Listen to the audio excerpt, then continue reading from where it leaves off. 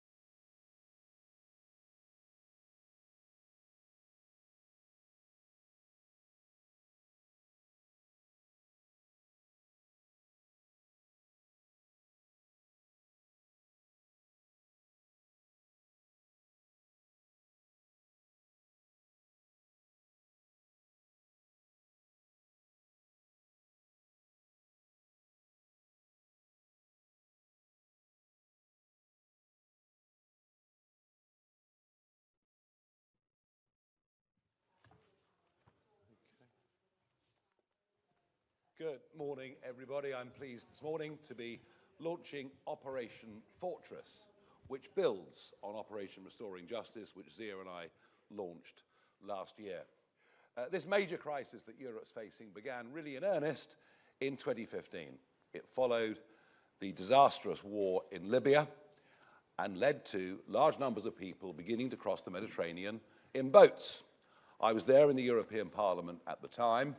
The Commission President, Jean-Claude Juncker, saw this as an opportunity for the first time to launch the common EU refugee and asylum policy. What it meant was that if anybody set foot on EU soil, they would be allowed to stay. I warned against it, I railed against it, but of course to no avail. And that stupidity was compounded, of course, by Angela Merkel, saying anyone that wants to come, we can manage, we can accommodate you. And it's had pretty dire consequences. One only has to think about what's happened to the city of Malmo, previously a fairly peaceful port, now one of the murder and rape hotspots in the whole of Europe. And in many ways, in the run-up to the referendum in 2016, the reason that I launched that breaking point poster was to say Europe has given itself massive problems for decades to come, but we can avoid this by leaving the European Union and getting back control of our borders. Sadly, governments after 2016 were in power but never really believed in the Brexit project, and even when Brexit finally came, there was no change to our status with the ECHR. And that was why 5 years ago, single-handedly, I went out repeatedly into the English Channel, videoing, YouTubing the growing number of boats crossing the English Channel, and I made the argument that you might just as well put a sign on the White Cliffs of Dover, everyone welcome, because the chances of deportation were then, and are today, so incredibly slim. I said I believed if it wasn't stopped, that it would lead literally, in numerical terms, to an invasion of our country. Well, under the Conservatives, 130,000 people arrived via that route. The vast majority, young males of fighting age, who willfully discard their iPhones and their passports into the English Channel at the 12-mile line. And I've been out and I've filmed that too. In the end, Boris Johnson reacted with a speech at Lid Airport announcing the Rwanda plan. But it was doomed to failure from day one because of our continuing presence as part of the European Convention on Human Rights. I have to say, the fact we've given the French over £1 billion and that their navy still escort boats from a couple of hundred yards off the beach all the way across to a 12-mile line, that is something that needs to stop. And whatever videos or pictures you see of the French police slashing boats, the fact is that the traffickers have become even smarter.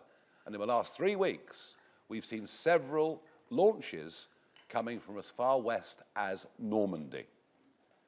All the while, the pull factor of coming to the UK, being able to stay, all the while that pull factor is still there. It doesn't matter how much money we give the French, the boats will continue to come. And of course, many of those that have come are people who in some cases wish us harm or do us harm.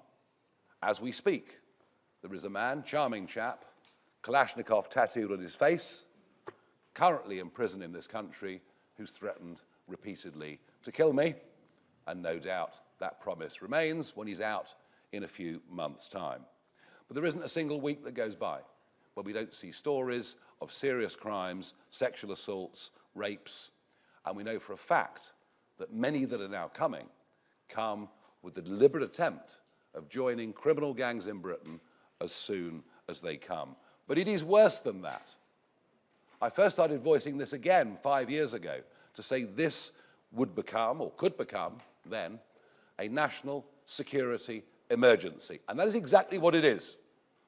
Repeatedly, I've asked the Prime Minister, well, the last Prime Minister, Keir Starmer, in PMQs, whether he would declare a national security emergency. 2 months ago, I told the Home Secretary and the House of Commons that I had it on the highest authority that the Iranian regime was using the Channel crisis to put their own operatives across the English Channel. I was met by shouts of shame on you. Well, shame on them, because once again it proves that I was ahead of the curve on this, and indeed that is what is happening. So Operation Fortress will be a combined military operation. It will save lives, it will help the French in fulfilling their job of stopping the boats, and it will save a huge amount of money.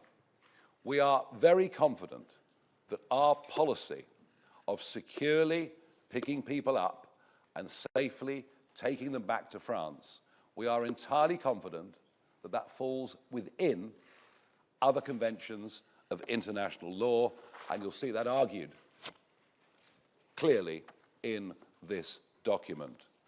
And when you think about it, what is the Royal Navy for? If the Royal Navy is not there to protect this country from invasion, then frankly, I can't see what its purpose is. We now see a Conservative shadow Home Secretary going into the English Channel 5 years too late and making exactly the same arguments now that I've made for 5 years. But remember, in their 2010, 15, 17 and 19 manifestos, they promised net migration down to tens of thousands a year and shouldn't be believed. And even since Andy Burnham has become Prime Minister, already 2,000 people have crossed the English Channel. There is an argument doing the rounds in the media that it's okay. It's fine.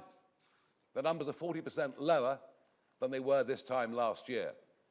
But it only takes 1 or 2 Iranian terrorists to come into Britain and commit a mass atrocity for this to be a disaster.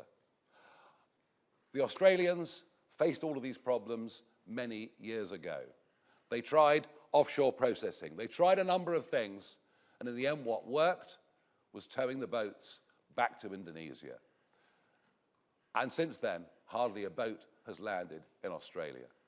I am entirely confident that under a reform government, within a fortnight, there would be no more boats. And whilst this issue may not be uppermost in the minds of many in Westminster, I can tell you out in the country, it is. And that comes down to a simple point: fairness. What is fair? What is right? What is wrong? Those who come to Britain legally now go through a long, expensive process. It's unfair on them. And to now see a situation where those that come to Britain illegally, via these means, go to the top of social housing lists all over the country is simply unfair. I do not have much confidence that this Prime Minister will grip this, but I very much hope that I'm wrong, and I will ask Zia to lay out more of the operational details. Thank you.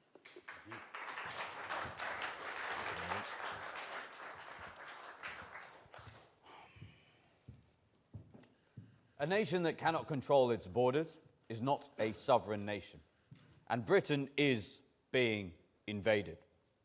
For decades, Tory and Labour governments promised to get tough on illegal immigration, and yet year after year after year, tens of thousands of fighting-age males have arrived on our beaches.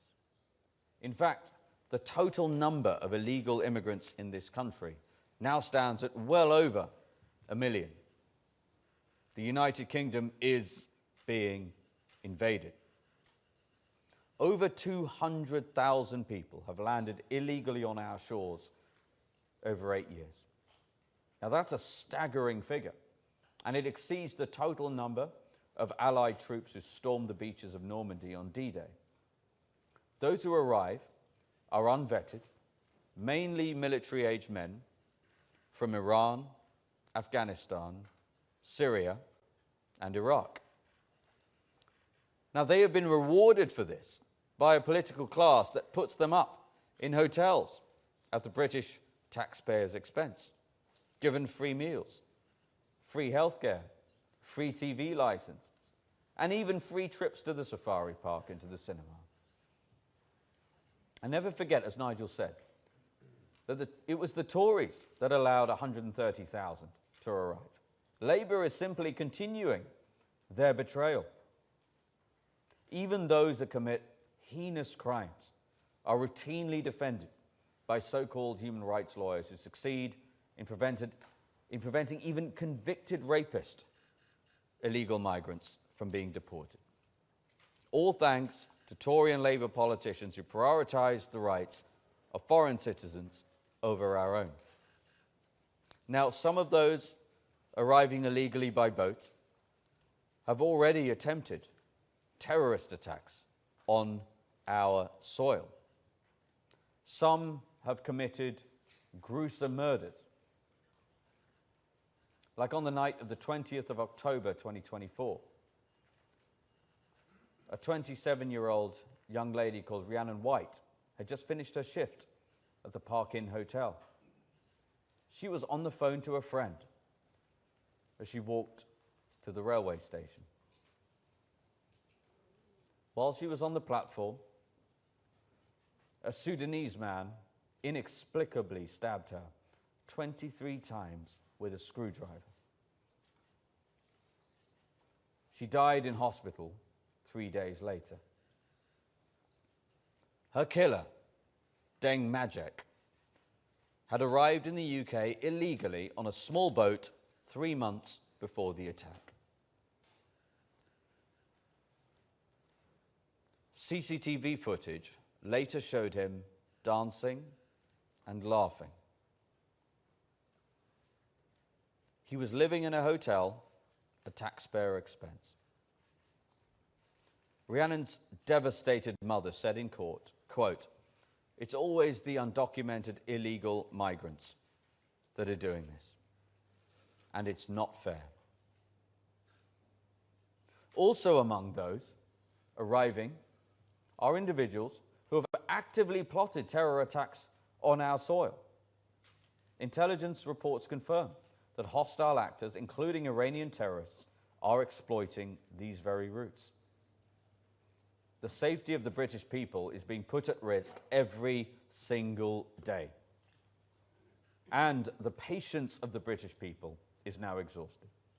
We're unwilling to accept that Britain's borders should be open and undefended, unwilling to accept that our own veterans who served our nation with valor and distinction are being evicted from their homes to house fighting-age males from Iraq and Afghanistan who turned up on our beaches uninvited. As Nigel said, this is a national security emergency. Yet, successive Tory and Labour governments have treated this emergency with contemptible weakness. Rather than defending the realm, they have turned state agencies into a free taxi service and provided taxpayer-funded hotels for those who break our laws. They surrendered the English Channel to criminal cartels. Under Nigel's leadership, Reform UK will end this crisis for good. We will launch Operation Fortress, the biggest military operation in the English Channel since the Second World War. Under a Reform government, Prime Minister Farage will order His Majesty's Royal Navy to ensure that not a single unauthorised vessel makes it to the shores of the United Kingdom. Our plan, as you will see in the document, is endorsed by senior former members of our armed forces. It is simple. First, we will create an integrated surveillance command, unifying military and intelligence surveillance to make ours the most surveilled maritime border in the world. Second, any vessel attempting to cross illegally will be intercepted by our armed forces, who will return them back to France. Not a single illegal migrant trying to reach our shores will make it to Britain. To those with no right to enter Britain, our border will be impenetrable. Once the world realizes that crossing the Channel illegally leads only to being intercepted by our Royal Marines and returned to France, the incentive structure breaks. these economic migrants will stop paying smugglers and the boats will stop coming. Now, I know many in the media are clamouring to ask, what happens if the French don't agree and Royal Marines attempt to land people on a beach?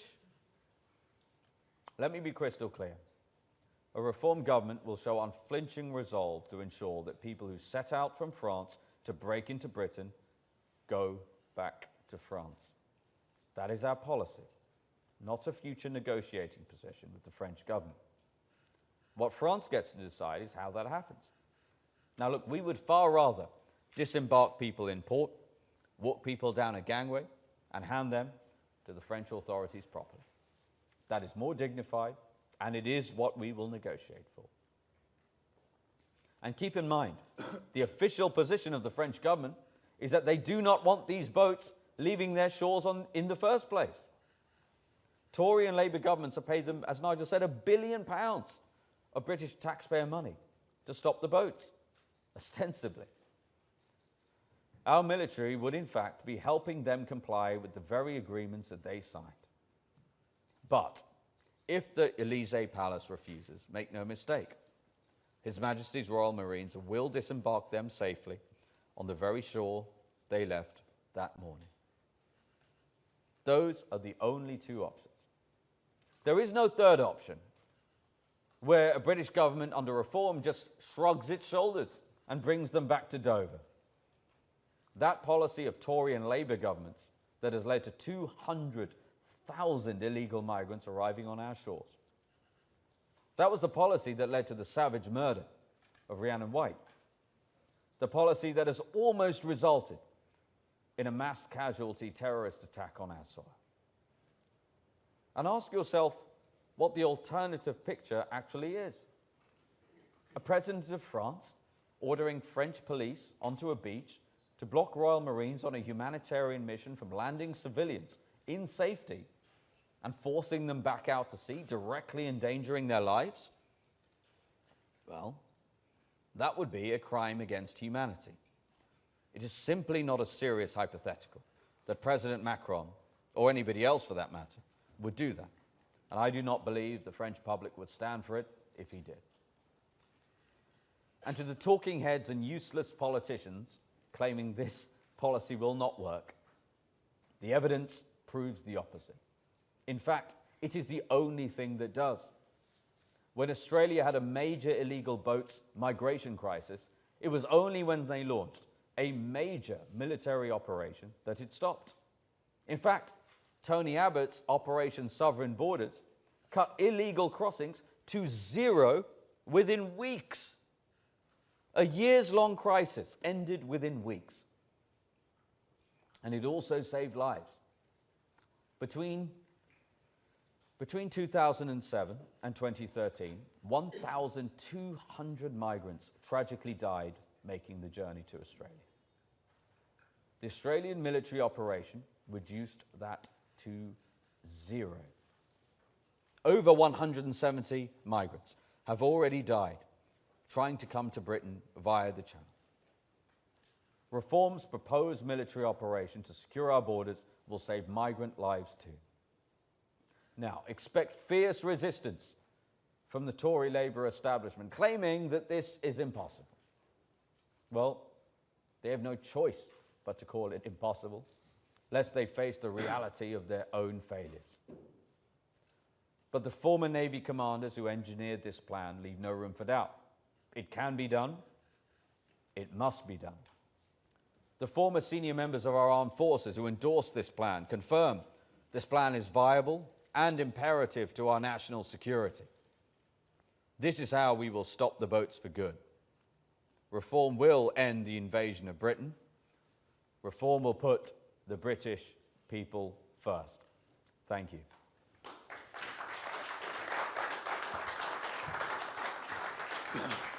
Thank you, Zia. We've got one or two questions, starting with Henry Zeffman from the BBC. Thank you very much, Mr. Farage. This is an eye-catching hardening of your position on small boats. Why now? Is it an attempt to distract from questions about your finances and your party's finances?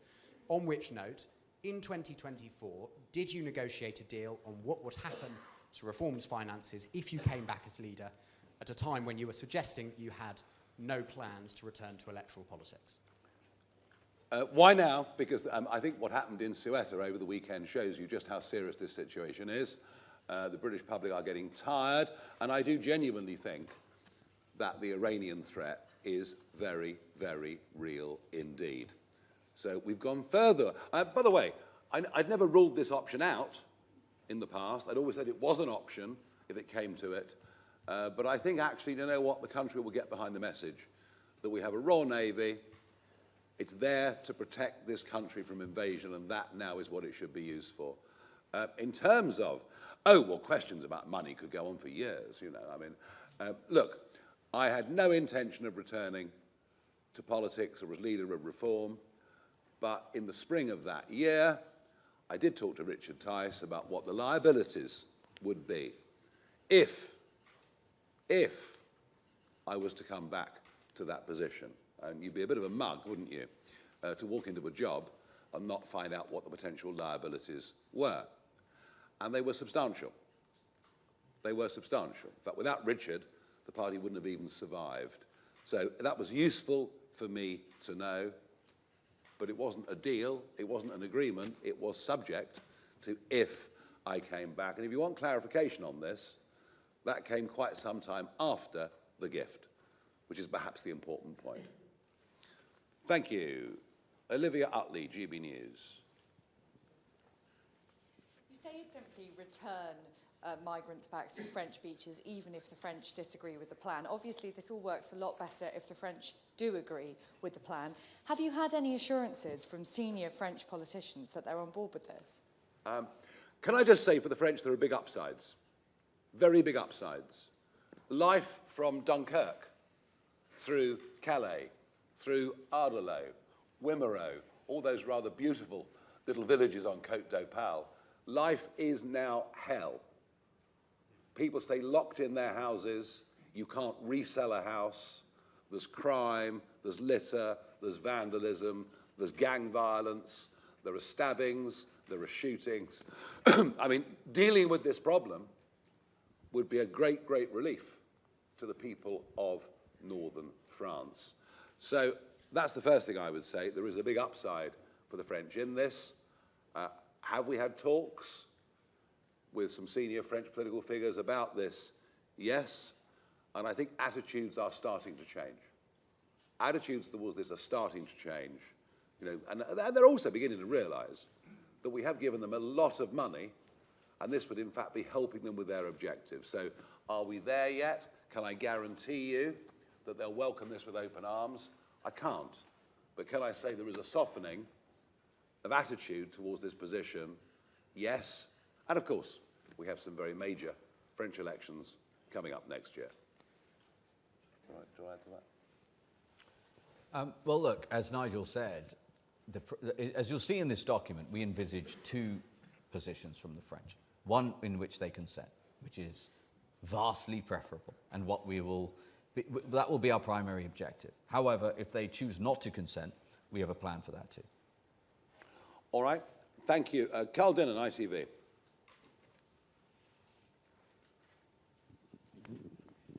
Thanks very much. Over here. Just to be clear, so you seem to be saying that if the French do not consent to accepting these people back, you are going to order the Royal Marines to land on French beaches against the will of the French to offload these people. Is that legal? And secondly, you seem to have just admitted that you were considering returning as Reform leader in the spring of 2024. Can you be absolutely clear and honest? When did you start thinking about returning to Parliament and becoming the leader of the Reform Party? I was being bullied for months and months and months by lots and lots of people. You've got to come back, you've got to come back, you've got to come back. I said, no, no. I mean, to be honest with you, I was probably 60-40 in favour of going to America because there was an exciting 6 months coming up over there. So all of this was provisional. None of us ever quite know what we're going to do next in life. And look, you know, when Rishi called the election, I just thought, well, the hell with it, I'm not going to do it, and that's that. And then yet more guilt was piled upon me, and I reluctantly at the last minute changed my mind. But no, there was no plan to come back at all. There were lots of people asking me to, all right? Simple as that. Sorry, the first part of your question specifically. What's the legality of sending the military to land on French beaches? Saving lives at sea. Saving lives at sea under international law when people are in, and these big mega dinghies, you saw one last week with 165 on, 90 to 100 is now common. If you've ever seen one of them, and I've seen many of them, they're built for one trip. They've got balsa wood glued in the bottom. It is astonishing that we've not had a mass casualty event for some time. And indeed, the last big one happened at night, and there just happened to be a scallop boat next to them. Otherwise, that would have been 40 gone. And you're going through the world's busiest shipping lanes. You're prone to fog. Actually, picking these people up out of flimsy boats and returning them to the nearest safe destination and to a safe country, we believe is entirely in keeping with the international law of the sea, going back for, gosh, I mean, well over 100 years. Now, that doesn't mean the French government themselves will welcome it, but hey, we've given them £1 billion to stop the boats, we're just helping them. Yeah, and I would add to that. Obviously, our position is one of the first things Nigel will do as Prime Minister is lead the ECHR, but article of the ECHR it demands that you protect life. The laws of the sea, the prevailing obligation on anybody who comes across a vessel in distress is to protect life. That is exactly what we would be doing. And by the way, find me another route in which, in between two developed countries, two first world top 10 economy countries, or 1 in every 100 people making the journey are dying. Every single one of those vessels, those people are in distress. They need to be rescued. Listen, our priority is Britain. We don't want any more British people to be murdered by illegal migrants coming across the channel. We don't want a mass casualty terror attack, but we also don't want any migrants perishing tragically trying to make the journey. That is our position. If people want to take a different one, that's up to them. Alex Rogers, Sky News. Question for Nigel. Last year, when you announced your policy for mass deportations, you said the boats would start coming in days because there will be no incentive. Why then do you need this policy of involving the Navy? And a second, if I may, your former MP Rupert Lowe has offered you a pact of working together. You haven't explicitly ruled it out, but can you rule it out now?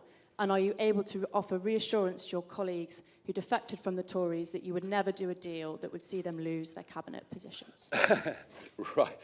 Look, this does not replace Operation Restoring Justice, not a bit of it. What it does is to update Operation Restoring Justice, which did, as an option, say we would consider this as a next step. Do you know, the British public are sceptical that anybody, any government, that allows people to come in, be processed through Dover and Manston, will ever actually get the legal frameworks right to deport them. Even though we assure them that we'll do all of these things, this, I think, puts it out in starker, clearer terms. It's very easy to understand the concept that the Royal Navy is there to protect against foreign invasion. And actually, you know what? The 1971 Nationality Act still applies, that it is an offence to illegally enter our country. It's just that the last two governments don't seem to have cared about it.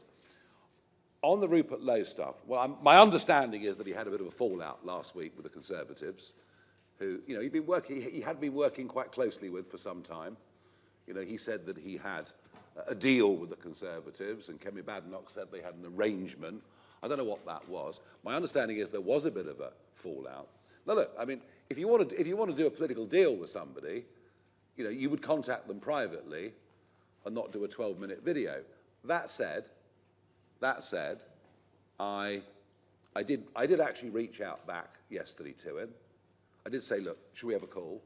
I haven't heard back yet, so I don't know what the sincerity of this is. But it seemed to me that he was sort of, more than anything, perhaps putting out this gesture, saying, look, I'm the good guy, Nigel's the bad guy. Well, that's not the case. If you look at my history, you know, in politics over the last few years, I am prepared to do things that make sacrifices if I believe it's in the national interest. I certainly did that in 2019, and I would do whatever I could for us to have a sane centre-right alliance that beat Labour at the next general election. But I don't ditch my friends, I don't ditch my allies, whether that's Suella Braverman or Posh George.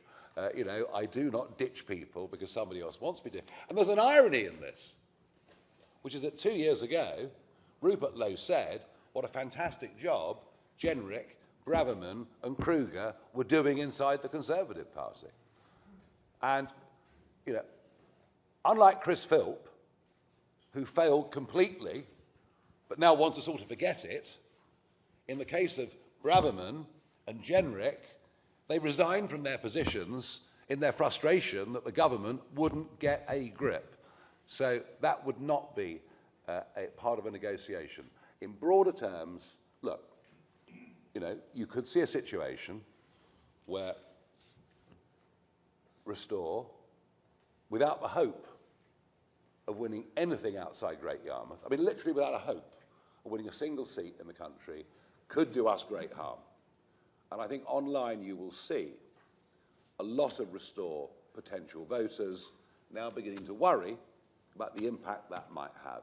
So look, I'll finalise that by saying if it was the offer of a deal, it came in a very unusual way.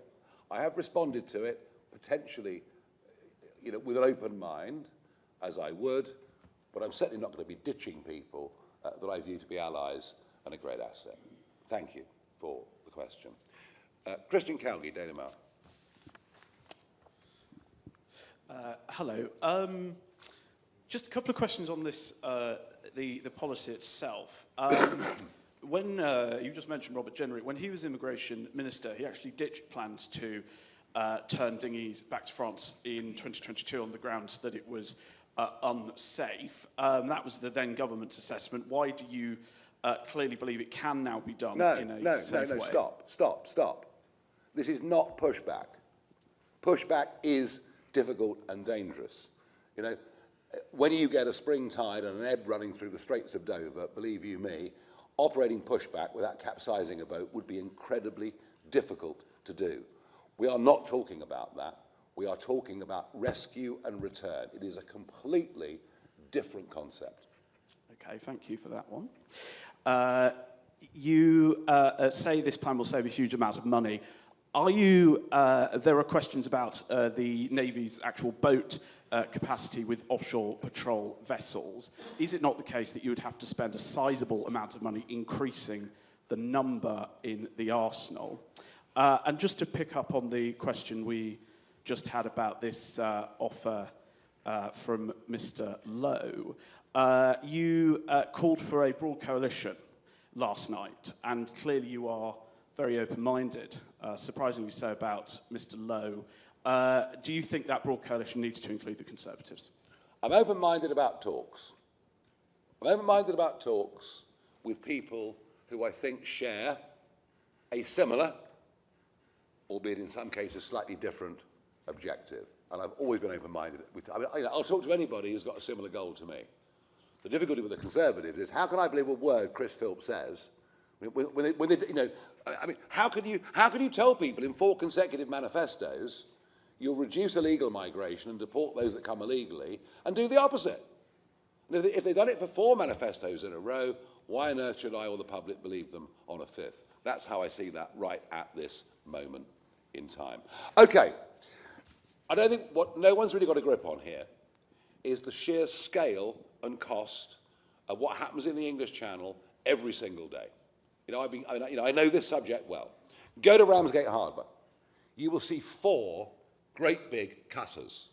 Those cutters are used by Border Force, but of course, we would have Border Force working in conjunction, in many cases, with Royal Marines, soldiers, whatever else made this joint military operation work. So those boats are there, they're fully staffed, they're fully manned, they're available, and it won't cost any more than it's currently costing, frankly, to operate. You've also, in Ramsgate Harbour, got 2 other boats on big 7-figure money. Do you know what their job is? To go up and down the channel and pick up the empties. Literally millions of pounds a year just to pick up empty dinghies and take them back to Ramsgate. Go to Lydd Airport, where you'll see spotter planes, a gigantic drone, a small drone, other spotter planes from Norfolk, sometimes coming down to help. And then, of course, you've got the RNLI, who, whilst that's not taxpayers' money, but still money, on a busy day, you'll have the lifeboats of Ramsgate, Walmer, Dover, Dungeness, Rye, and even Eastbourne. If you literally came out and saw the mass scale of operation, the daily operational cost of hundreds of thousands of pounds a day, you would realise we've actually got the kit already. We've just not chosen to use it to stop people from coming. The only upgrade that would be needed here would be for a couple of naval patrol vessels to be in the Channel, and as I understand it, there are 3 of those currently at sea around the United Kingdom. We are spending all the money on these assets just to act as a taxi service on behalf of illegal criminal gangs, bringing people into Britain. I'm not upping the cost, I'm just saying these people will not be allowed to come. Okay. Raheem Kassam, National Pulse. Thank you both. I'm sure it wouldn't have escaped your attention this morning that the first question you got was unrelated to the subject of the press conference, and I kind of wonder what are your thoughts on how the mainstream media has been treating you and those around you recently. Last week we broke a story that the Prime Minister's new Chief of Staff co-authored a report denying the grooming gang scandal alongside a convicted paedophile. And yet it doesn't get coverage in the mainstream media, but they will go through, every member of your family's addresses and all of that stuff. So what is your thoughts on that? And then secondly, in terms of Rupert Lowe, wouldn't it have been better, rather than him doing a 12-minute video, very well produced, interesting music bed and all of that, to just start by saying to the people that he abused in Reform the words, "I'm sorry"?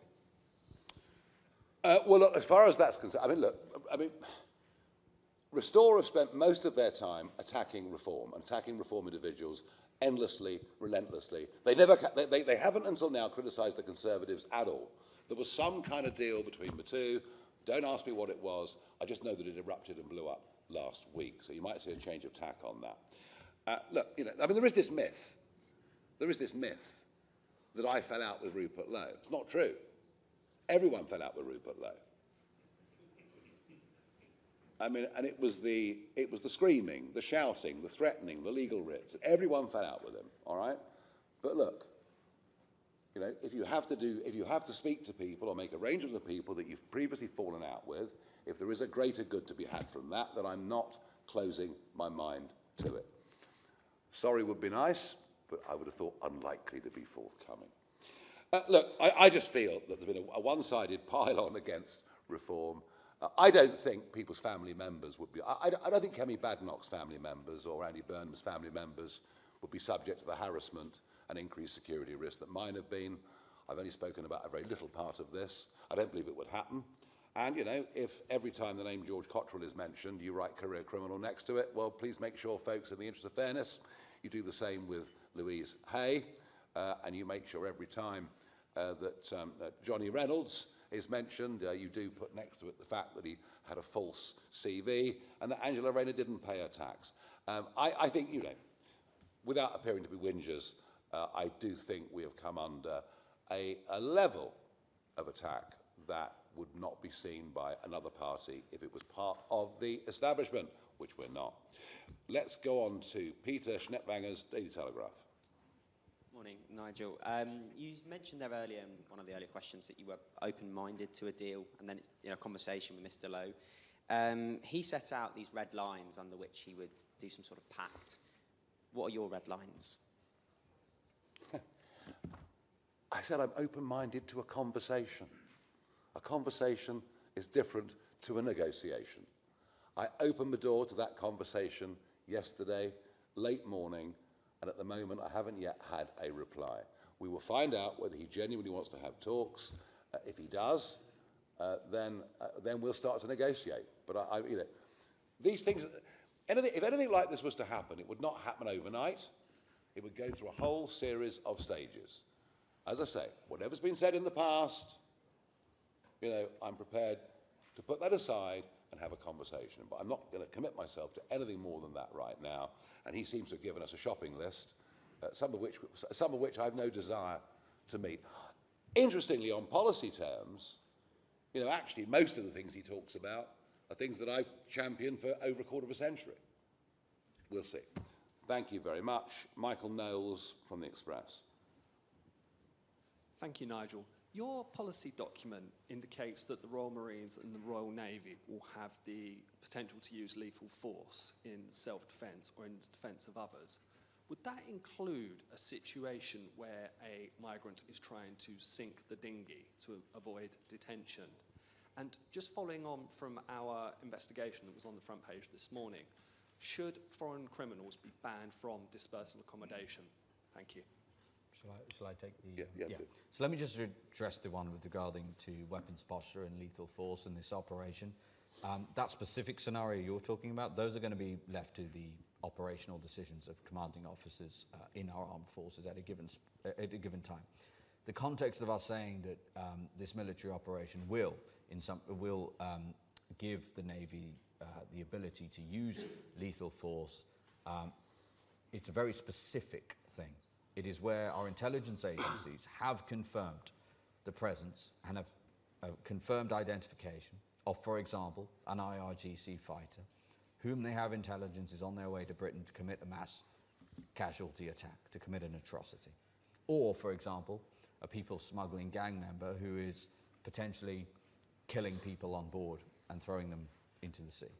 Okay? In such a scenario where we have confirmed intelligence, they will have authorization for that, specifically to protect innocent life. That is the only scenario in which it would be, they would use it. The specific scenario you're talking about would be, as I said, down to operational decisions by the military. But as Nigel said, as I have said, this is a humanitarian mission. Operation Fortress is a humanitarian mission. It is a rescue mission, as we saw with Operation Sovereign Borders in Australia, that reduced deaths from 1,200 in the preceding 6 years to 0 within a matter of weeks and into perpetuity. This operation will save innocent lives. If you're in the separation zone approaching our 12-mile line and you see you know, our cutters or our ribs or one of our patrol boats there waiting for you, there's not much point slashing the dinghy and going in the water because we are going to act very quickly to save you and take you back to the nearest safe point, which will be a French port. It just wouldn't work. It just wouldn't work. What they have tried, you know, I will say this, what they have tried to do is dinghies leaving French beaches. In the early days of this, I'm talking 1819, those years, in the early days of this, when the French Navy approached them to do their job, and by the way, if I leave Boulogne Harbour on a pleasure boat and I'm not licensed in France, I will be impounded and finish up in the magistrate's court the next day. So when these dinghies started leaving from French beaches and the naval rib would go up to one of them, they'd hold a child up and threaten to chuck the child in the sea if they were apprehended. That was what made the French Navy nervous in the early days. But they felt they could do that because they knew once they got to 12 miles from the UK that they would be taken in. This whole thing reverses. This whole thing reverses. Everyone's job becomes easier. The French Navy's job becomes easier. The French police's job becomes easier if we are absolutely clear that you are not coming past that line. You are not going to be allowed to stay in Britain. You will not be able to claim refugee status if you come via this route. So to sink a dinghy under that new set of rules would be entirely self-defeating. Thank you. Tom Scottson from The Sun. Thank you. The Sun today revealed that taxpayers are forking out £8,000 every time French police stop a small boat migrant. Would you continue to honour this deal if Reform were in government? And my second question for Zia. Rupert Lowe was actually originally suspended because of threats of physical violence towards you. Would you feel threatened if he was let into the fold or some sort of alliance in any way? Look, all these deals with the French, we have just handed over more and more money. The more money we hand over, the more migrants that come. Would appear to have been the deal for most of it, perhaps not the last year. As I repeat, if this operation that we talked about today was put into practice, it would, in short order, save this country certainly 2, maybe 3, maybe more billions of pounds every single year. And the long-term saving of it would be absolutely enormous. Are you frightened of Rupert? Well, look, specifically, because I was asked this already, I think, this morning, you know, my feelings towards Rupert are not remotely relevant relative to the fate of the country and the millions, tens of millions of British people around this country who want secure borders, who want an end to illegal immigration, who want mass deportation of illegal immigrants, who want the upholding of law and order, want taxes to come down, all of the things that I know Restore voters, a lot of Conservative voters and Reform voters all want. That is what matters. I want to point out also, just because we've had a lot of questions about costs, and I've been asked, I did the morning round this morning, I was very interested in how many people were asking about the costs. Let's put the costs in context, okay? So if you just take the last 5 years and you just look at how much the British taxpayer has been forced to pay just for accommodation, forget about all the other costs, just the accommodation in hotels and HMOs for illegal migrants coming across the channel illegally, i.e. the very people subject to this policy. Do you know what we could have done with the money? We could have purchased 4 HMS Queen Elizabeth class aircraft carriers. That is our flagship carrier, one of the biggest carriers on the planet, okay? So not only is it going to save huge amounts of money by stopping the boats, as is obvious and demonstrated by what the Australians did, it is also, by the way, as Nigel said, what is the point of His Majesty's Royal Navy? It is, if it is not there to repel an invasion and defend our borders. Absolutely. Poppy Coburn, Daily Tea. You say in your own document, and you use the example of Operation Isotrope, and you quote a Navy source saying that pushbacks are not part of their ethics. Now, your plan, you say, is not about pushbacks, but correct me if I'm wrong, it is about forcibly escorting boats back. Do you think this plan will align with the Navy's ethics? No. No pushbacks, no escorts. We're not escorting anybody anywhere. We are recognising that a flimsy dinghy with a balsa wood bottom and a dodgy outboard is a dangerous situation for human beings to go in, which could go wrong at the drop of a hat, right? And so what we are doing is we are rescuing those people from a dangerous situation and taking them back to the safest next point, which is where they come from a very safe country. And, you know, Isotrope got that wrong. They hadn't thought that through fully. Plus, let's be frank, they didn't have the will to carry it out anyway. So when I saw the Royal Navy vessels in the channel that Pretty had put there, well, it was great for a photograph, but it didn't actually achieve anything. So this is a completely different concept, and one that we absolutely, and you know, the arguments are made in here, but one we believe really does actually work inside all the accepted rules of maritime law. And can I just add that anyone who's dealt with lawyers of any sort, which is sadly probably everyone in this room and everyone watching this now these days, will know you can find a lawyer, if you pay them, they'll give you any opinion you want. That, the thing you just cited there, that opinion you just cited there, has never been tested in court.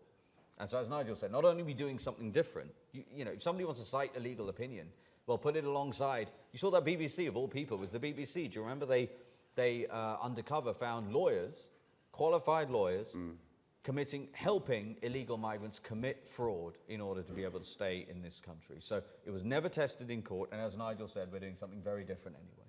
Absolutely. Adam Cherry, Guido Fawkes. So as you mentioned, the Channel is one of the busiest commercial shipping routes in the world, and obviously if you've got a more significant naval presence there, are you worried about the impact that will have on businesses pulling out? No. No, the shipping lanes are very, very clearly defined, both the east to west route, which is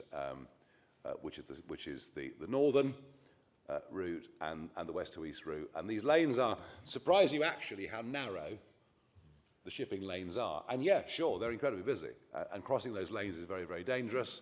But the waters in which Border Force and Navy, Marines, Army, etc. would work are comfortably within those 2 lanes. And you know, think about it, cross-channel ferries go back and forth every day and manage just about to navigate their way through. It is a very dangerous place. I mean, one thing, Adam, I am amazed. You know, when you're out there